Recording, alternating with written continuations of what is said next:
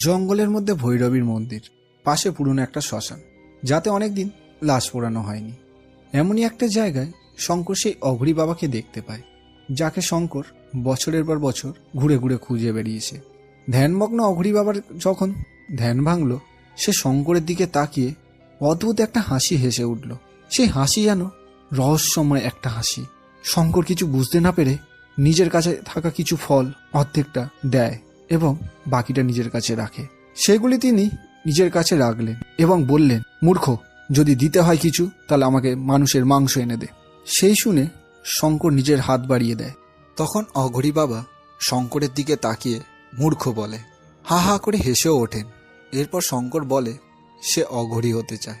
তখন অঘরী বাবা বলেন, তোর বিগত আগত 7 পুরুষের এবং নিজের পিণ্ডদান করতে পারবি? এরপর কি হলো জানতে হলে সম্পূর্ণ ভিডিওটা দেখুন, যার লিংক কমেন্ট বক্সে পিন করা।